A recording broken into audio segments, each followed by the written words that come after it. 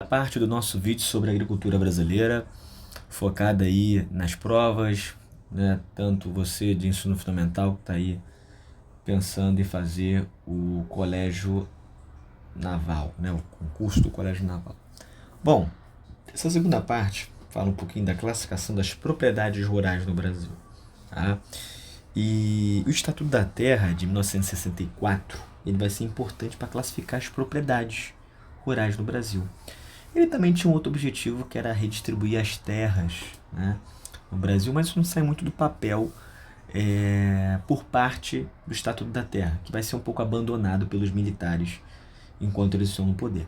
Mas vai servir para classificar as propriedades, entre outras coisas. Né? A gente está focando aqui no que é o principal, né, por que foi criado o Estatuto da Terra, para classificar as propriedades no Brasil e buscava redistribuir essas terras. Só que esse segundo aqui não sai muito do papel, não. O primeiro, ok. Aliás, teve até uma atualização da classificação das propriedades no Brasil, que é a Lei de Reforma Agrária de 93, que eu falo daqui a pouco. Bom, mas por que vai criar o tal do Estatuto da Terra? Né? O principal objetivo era acalmar os movimentos sociais no campo. Porque o que estava acontecendo? No período de Guerra Fria, os militares no poder, com o apoio dos Estados Unidos, tinham tirado João Goulart do poder. O João Goulart era mais à esquerda. O João Goulart tinha a ideia de redistribuir as terras do Brasil, de fazer uma reforma urbana, de uma reforma tributária. Isso estava mexendo com uma certa elite, principalmente a elite agrária e a elite urbana. E, claro, preocupando os militares. O João Goulart foi tirado do poder. E, claro, preocupando também os Estados Unidos, porque era período de Guerra Fria. O Estatuto da Terra, na verdade, foi uma ideia tanto do Estado brasileiro, mas também teve um certo incentivo americano para poder acalmar os movimentos sociais no campo que esperavam uma redistribuição das terras.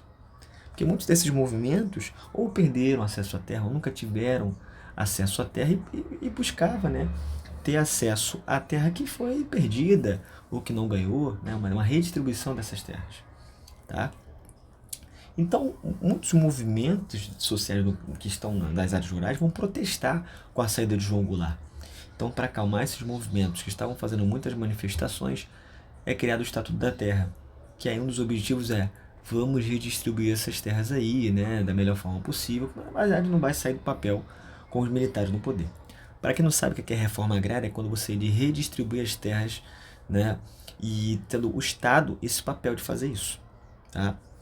Muitos movimentos que vão surgir depois, como o MST, que é o movimento de sem terra, surgiu em 84, no final do período militar, eles vão defender essa redistribuição.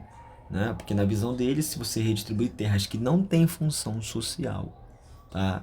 Você diminui a desigualdade econômica, porque você vai dar possibilidade de pessoas terem acesso à terra e produzir. Né? Produzir também e ter acesso à riqueza. Tem muitas terras sem função social no Brasil, tá? Terras aí que poderiam estar produzindo, né? Você está colhendo, plantando, tendo criação de animais, mas não acontece nada. O Estado, quando age, até redistribui essas terras, né? Você tem um dono e o dono não faz nada com essa terra, não tem função social, então ela acaba sendo redistribuída. Principalmente quando entra a Lei de Reforma Agrária de 93, que aí você vai começar a ver um Estado um pouquinho mais ativo na redistribuição dessas terras. Tá? Mas durante o Estatuto da Terra, que ainda existe, tá? Ele está em vigor, o Estatuto da Terra, que é de 64, mas os militares vão esquecer um pouco o Estatuto da Terra. Tá? Principalmente nessa questão de redistribuição de terras. A classificação das propriedades segundo o Estatuto da Terra. Tá? Isso é, um imóvel rural é qualquer imóvel com finalidade agropecuária. Né? Uma fazenda, um sítio ali tem uma finalidade agropecuária, é um imóvel rural. Uma propriedade familiar está entre 10 a 100 hectares e é explorado por uma família, geralmente. Um minifúndio são menores que uma propriedade familiar, que vai de 5 a 10 hectares.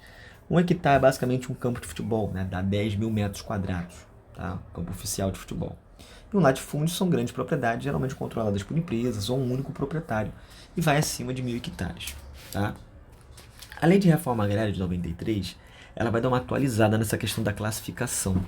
Tá? Vai surgir um tal de módulo fiscal. O que é o módulo fiscal?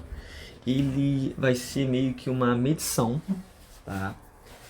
De propriedades. Beleza? E vai variar de acordo com a cidade. Tá? Então tem cidades, por exemplo, que um módulo fiscal são 5 hectares. Tem cidades que o módulo fiscal são 10 hectares. Tem lugares que o módulo fiscal equivale a 110 hectares. Ainda mais na região amazônica e em área de Pantanal. Entende? Então, o módulo fiscal, ele é uma medição de terra, né? Mas que vai variar de acordo com o local, né? Com o município, com a produção que está sendo produzido ali. Beleza? Tá? E aí, tem essa atualização. E o minifúndio agora vai ser uma área inferior ao módulo fiscal. Então, se naquele município o módulo fiscal são 5 hectares, né, o minifúndio tem que ser, naquela região, tem que ser inferior a 5 hectares.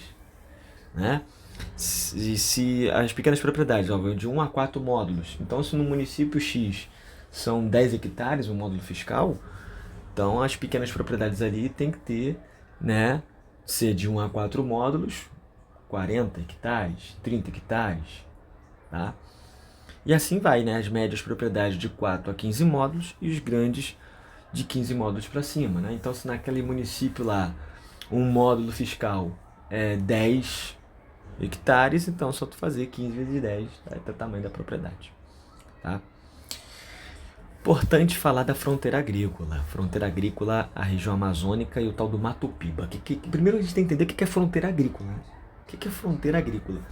É o avanço de uma produção, seja a criação de animais ou produção agrícola, sobre um meio natural. É uma fronteira agrícola, é um avanço da agricultura e da criação de animais para determinado lugar. Tá? No Brasil, essa fronteira agrícola se inicia nos anos 60 e 70. Porque a soja ela começa aqui, ó, no sul, começa no sul, porque ela é adaptada a um clima mais frio. E começa a ir para o centro-oeste. Entendeu? Ela vai para o centro-oeste, mas tu vai pensar, pô, sul do Brasil é mais frio, clima subtropical, chuvas regulares, tudo isso aqui, né? E a soja era adaptada ali. Como é que a soja vai começar a pegar no centro-oeste que é quente e seco? Entra a Revolução Verde, que vai trazer técnicas, tecnologia para a soja se adaptar lá. Por exemplo, a irrigação artificial, melhoramento genético da soja, a calagem para corrigir o solo ruim do cerrado, que está aqui no centro-oeste. Essas técnicas vão fazer a soja pegar naquela região. E aí a soja, o milho também. Tá? E essa fronteira agrícola está avançando em direção à região amazônica, que a gente chama de Arco do Desmatamento. E também avançando para essa região que a gente chama de Mato Piba. Tá? Que é Mato Piba? Maranhão, Tocantins, Piauí e Bahia. Tá? São esses estados aqui onde essa fronteira agrícola está avançando, pegando aí Cerrado e Caatinga. Tá? Beleza? Então, voltando aqui, a Revolução Verde vai facilitar a ocupação de espaços que antes eram difíceis de ser ocupados, por conta do clima, por conta do solo, mas trouxe essas técnicas. Entenderam isso? Entendido isso? Então, beleza. O Mato Piba, que pega aqui ó, o Tocantins, parte do Piauí, Bahia e o Maranhão, né? Por que está avançando para lá a agricultura e a criação de animais? Também avançando até para a região amazônica. Primeiro que as terras são mais baratas, tanto na região amazônica quanto aqui no Mato Piba. Isso tá avançando, então estão grandes proprietários ou médias propriedades ou médios proprietários ali estão comprando terras. Tá? Estão comprando terras mais baratas e ampliando seus negócios. Os avanços da Revolução Verde vão fazer também que essas regiões sejam ocupadas. Porque às vezes o solo é ruim, vou pegar ali o Cerrado, o Caatinga, eu posso corrigir esse solo. Eu tenho irrigação artificial. Mas você vai perceber que são as médias e grandes propriedades que vão estar chegando ali. Porque é quem tem capital, é quem tem dinheiro. Outra coisa, não tem fiscalização do Estado, então tem muita invasão de terra, tanto na região amazônica quanto no chamado Mato Piba. Tá? Beleza? Temos que lembrar também a transposição do São Francisco. São Francisco ele nasce aqui em Minas, vai subindo. Ele sobe. E aí ele foi desviado uma parte dele, essa obra foi feita até recentemente, para essa região que está pegando aqui o Mato Piba. Então a água do São Francisco acaba o quê? Sendo um atrativo para esses proprietários irem para lá e ó, comprar terra. Se encontrar a estrada de ferro Carajás, que passa aqui, ó, saindo de Carajás no Pará, e vai até o porto de Itaqui, no Maranhão. Que além de levar o ferro, lá levar o ferro aí pro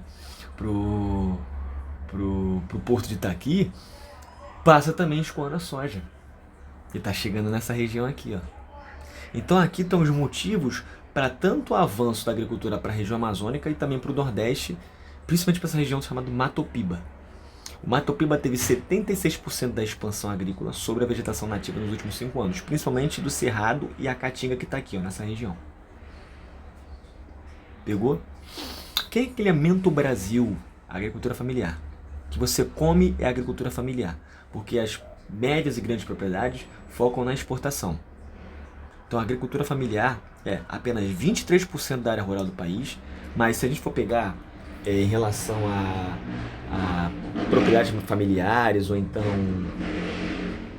desculpe, minifúndios, latifúndios, a gente tem mais propriedades familiares no Brasil, tá? A gente tem mais em estabelecimentos. Só que eles ocupam apenas 23% do total do território. Então isso mostra aqui que as propriedades, elas são menores. Tem muitas delas, mas são menores. A maioria fica no Norte e Nordeste. Tá? E geralmente a propriedade familiar, a agricultura familiar, ela não tem muito capital para maquinário, para insumos. Então a produtividade às vezes não é tão acelerada. Tá? Mas emprega muita gente. 10 milhões de pessoas.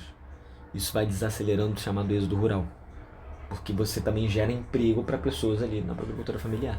Não só para aquela família em si, que é vivendo da sua subsistência, mas para os agricultores assalariados ali, né, que trabalham, prestam esse serviço para esse proprietário ali, né. Tá? E sem contar que a agricultura familiar foca muito na agricultura orgânica, um pouco mais natural, né, sem aditivos químicos, tenta utilizar um adubo mais natural. Então isso é interessante também. Tá? E para a gente encerrar, alguns termos específicos na agropecuária. Quando a gente estuda esse tema, a gente tem que saber esses termos aqui. Quando eu falo arrendatário, é o produtor que aluga a terra. Quando eu falo meeiro, é o cara que está alugando a terra de alguém e divide a metade da produção. O parceiro é o cara que aluga a terra de alguém e divide 1/3 da produção com essa pessoa, que é a dona. Grilagem é a questão da falsificação de documentos para ter a posse da terra. Tá? Claro que hoje a questão da falsificação de documentos está um pouco mais avançada, mas era muito comum, né? Ainda mais se você pegar aí 50, 60, 70 anos atrás, e se bobear, essa técnica ainda continua, de falsificar ali o documento e colocar esse documento falso numa gaveta com grilos que soltam uma gosma amarelada, tá? E envelhecendo esse papel. Isso acontecia, né? E acontece muito, principalmente com pessoas que estão lá na terra, mas na verdade ainda não são donas da terra, não têm a posse da terra. Tá? E aí vem outra pessoa e diz, olha, essa terra é minha, olha o meu documento aqui. Tá? Então tem aí no Brasil, ainda mais com a burocracia que o Brasil passa, tem gente que tem a terra, mas ainda não está sem a posse. Tá? E aí vem uma outra pessoa com um documento falso dizendo que essa terra é a terra. É um processo de grilagem. Isso acontece com os indígenas, que como demora às vezes a demarcação de terras, a terra demarcada lá dos nativos, né, tem um cara que chega e fala, ó, essa terra na verdade aqui é minha, não é de vocês. Aí começa a confusão também, o indígena fala, não, mas aqui a gente está ocupando há muito tempo. Mas você não tem um documento. É aí que é a merda. Entendeu? E você tem muitos conflitos, ainda mais na região amazônica. Muitos conflitos, cara. Tá? Hectares. O que é um hectare? É uma unidade de medida para propriedade de terra. Um hectare basicamente é um campo de futebol. Dá 10 mil metros quadrados. Tá? Beleza? E é isso, senhores. Espero que vocês tenham gostado desse tema, muito importante. Dá para falar muita coisa quando fala de agricultura brasileira. Tá? Muita coisa. Beleza? E a gente continua aí nos próximos vídeos. Valeu!